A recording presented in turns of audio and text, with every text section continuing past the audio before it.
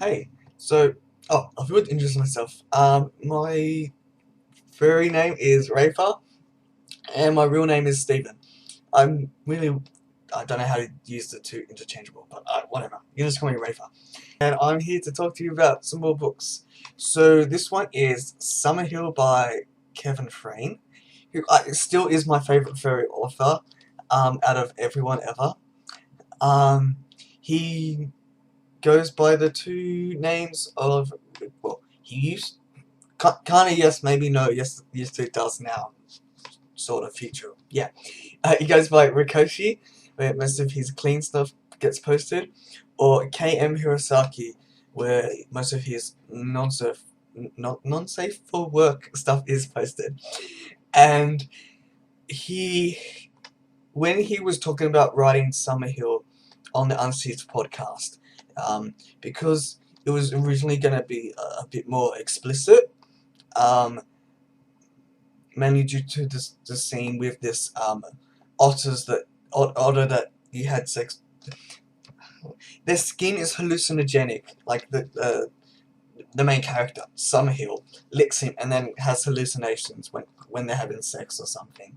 Yeah, so when he was talking about it, he was talking about like not having written a book before, which totally fooled me. I totally went through like all those unsaved episodes, and then when I saw the journal post, I'm like, really?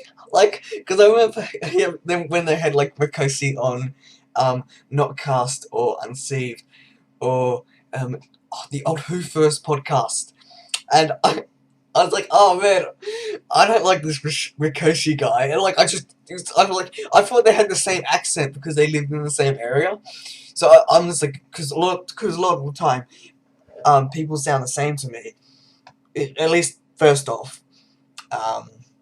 Which, if everyone's played Metal Gear Solid 5 recently, they with Kiefer Sunderland and the other two characters, they all sound the same, and so yeah, so Karen Hisaki Rikoshi, same person, Kevin Frane, and he had also written Thousand Leaves and The Seventh Chakra before that, which I still reckon they're my favorite books of all time. I really like the world and the characters in that. And I would really like to see the aforementioned sequel about the Butterfly Island Wars. And this is a shout out if you do watch it. Who the bloody hell are the Octavians? SummerHill. See, he's written those two books beforehand, and yeah, so I really liked him as the author. So I guess I'll talk about SummerHill proper now. I don't think there's any more preface I need to talk about with Kevin Frane. One thing I will mention is the cover illustration is by the lovely Calmy. I've probably pronounced that wrong, but I do love his work. I've known him for years now. And yeah, there's no interior illustrations, which is good. Because I think this is one of those times where SummerHill is one of those characters that it would have been more interesting not to have any kind of illustration of.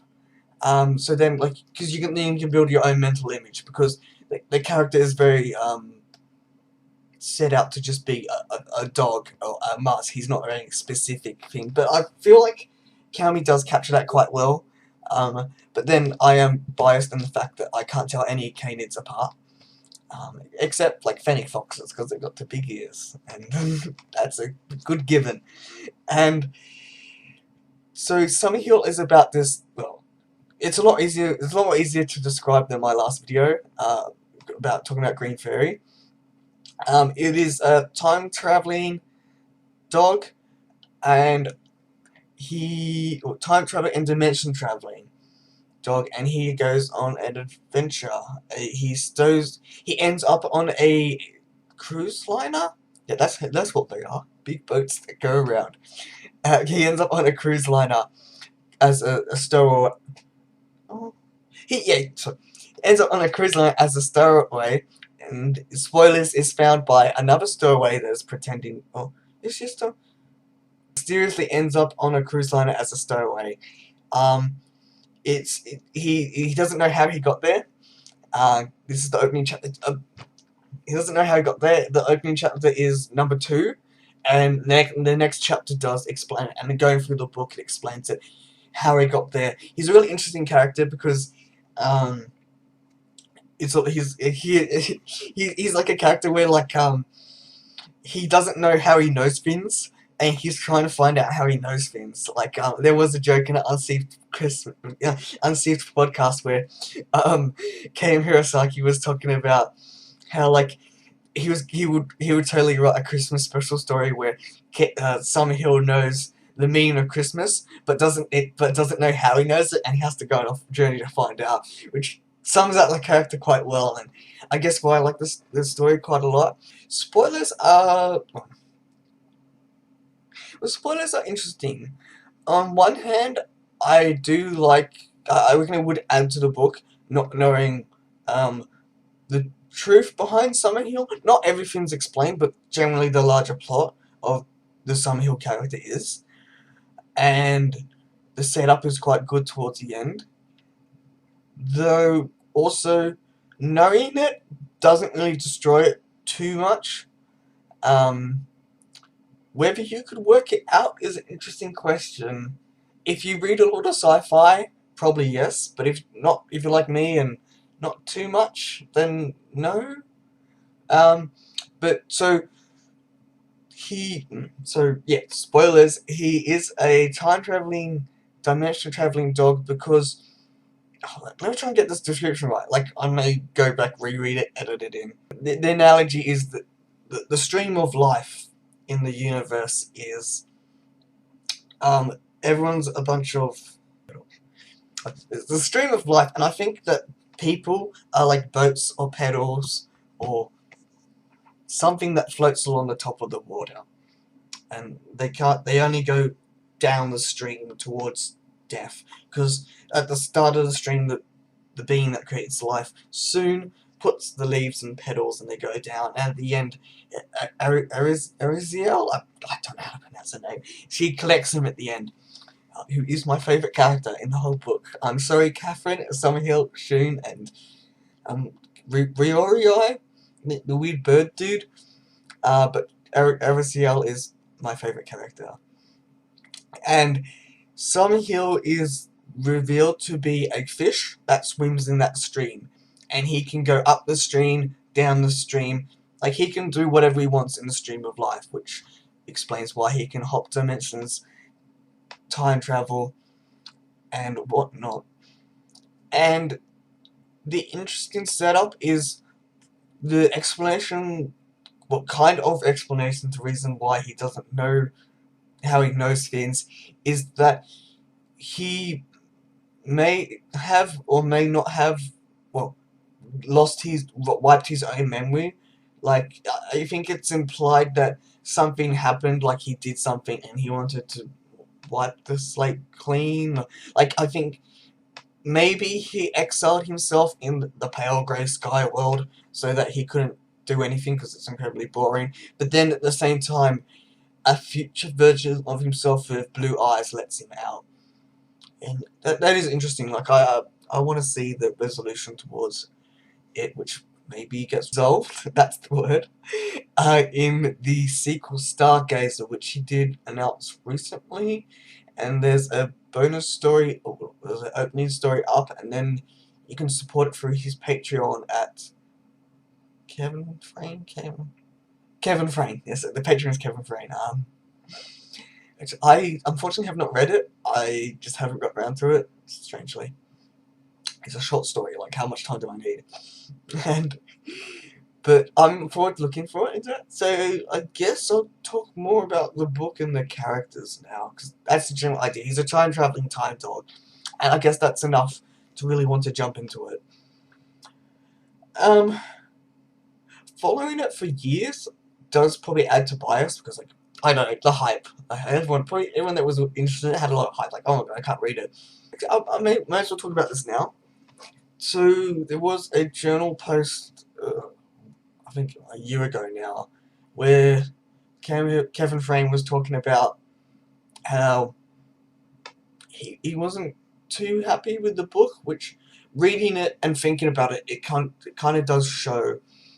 Like there are points where it could do a bit more revision, but unfortunately, like, he got it out tops. It's a good story as a whole, but yeah, there's a few parts where it's a bit hard to follow and not explained too well.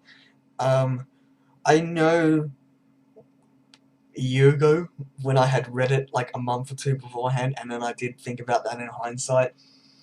I did remember what those parts were, but right now I can't really. It may have been. I think a lot. Yeah, a lot of it was to do with the otter, the scene with the otter, which I can't remember his name, but let's call him Otter Dude.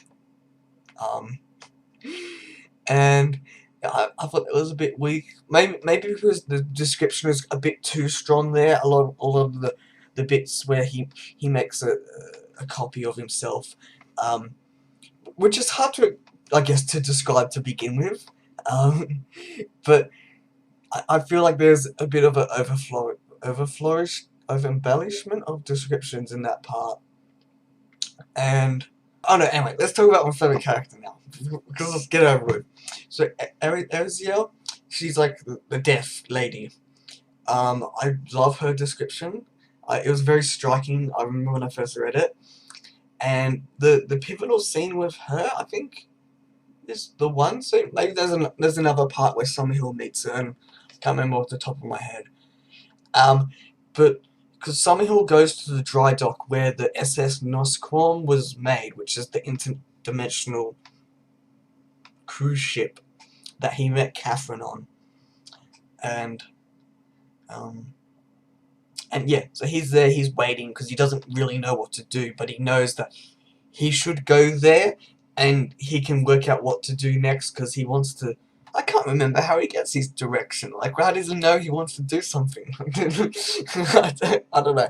He's a weird character. I guess maybe it did explain it. I just forgot. But I like that character. Like, I'm gonna go do something because I know I need to go do something, but I don't know how I need to go to do what to do. And yeah, dead lady. And so he's waiting there. And it was a nice description of the dry dock itself. There's a lot of few parts where the description's really strong. And she just turns up. She steps out from beside a building in this really striking purple cocktail dress. And I remember I read it through recently, and I googled like what that could possibly look like, because I imagined a lot more sequins on that dress than there probably were. And maybe it was because it mentioned something about stars. And yeah, she comes out and she's like, "What are you doing here?" And he's like, "Oh, I'm just here." And there's a really cool bit where I guess why I like her character so much, because she explains what she does. Like, basically, she doesn't just take people away, but she takes moments and memories and feelings and emotions. And she personally came to this dry dock because it was so pivotal in, I guess, the universe, the multi-dimensional universe, because so many people put in effort to make this multi-dimensional cruise ship.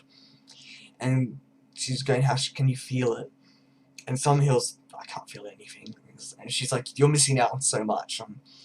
I know the reader definitely gets some form of feel of what she's feeling, and I thought that was really well done. And I really like that idea, like, death doesn't just take people, they take moments and memories, and it's a nice thought. And yeah, so she pushes him off the edge of the dry dock, and then he ends up, I think, in Catherine's quarters. No, that's after the fact. I don't know. He ends up in a bar with a horse. I don't know. I don't think so. I can't remember. He ends up somewhere. And actually, one of the parts I do remember was at least weak for me was the part where SummerHill was wandering in the cold world, and then dies and meets Shun. Not the Shun part was weak, just that Cold World part was weak. At least my reading and interpretation of it. To continue, I guess, talk a bit more about the characters. So there's SummerHill, Catherine, Soon, Ariciel, and then Tech. Tech is the name of the otter. That's his name. I hope so. Otherwise, I'm just gonna be like, oh, Tech is the name of the otter. It's like not him. And so I think that's just the main. Oh yeah, Riorii. And those are really the main characters that get mentioned a lot. And there's the Consortium, which is the evil group that fixes time or something. I don't know. They're jerks. They just don't care. So yeah, they're all pretty cool characters. Like Catherine's cool. Riorii. I want to hear more about Riorii, even though he was kind of side characters. I want to hear more about his people, I guess. And how he knew SummerHill. I guess that's, read more later, because he'll probably be more pivotal later, because clearly he knew SummerHill before SummerHill forgot he knew everything. I guess that's mostly it. There isn't really any subplots or too much side plots. It's a very continuative, straightforward narrative, even though it does have time travel and scenes that take place in before and after time. I don't think there's a scene where SummerHill meets Catherine beforehand. Catherine's generally the one that he keeps meeting again and again, but it's in a linear-ish fashion, at least linear to her timeline. And yeah, the end of the book's pretty cool, like set up like kind of Doctor Who style, like, oh, look at what I did, woo, which is done well. The description of the ship, at least that part, was actually pretty good. That reminds me, the description of the SS Nuskron, especially the back areas, like, it made me feel like dirty. Like, I don't want to be here. I thought that was pretty cool. Like, take me back to the party. And that sounds cool. I think that's pretty much it. Don't think there's anything else I want to discuss. There's nothing really else that jumps out in terms of dialogue. I think I did forget to mention, not last video, do I recommend the book? And obviously, yeah, but I don't think that's generally much of it. I don't think that's necessary. Like, I feel like what you want to read is very up to you and your styles. I like a lot of contemporary, which I read a lot of contemporary. I don't really like fantasy much. Oh yeah, I picked up the hardcover when it came out. Like, I pre-ordered it like straight away. Like, I was freaking like refreshing, like following it for like ever. It was nice. At least my cover jacket was a bit marked in places. Anyway, that's actually, I can't think of anything else more to say. I think I talked long enough. I know if I read it again, I'll definitely find a lot more little things. Will I read it again anytime soon? Maybe not. I don't know. I got lots of other things I need to read. Anyway, thanks for watching. I'll catch you later.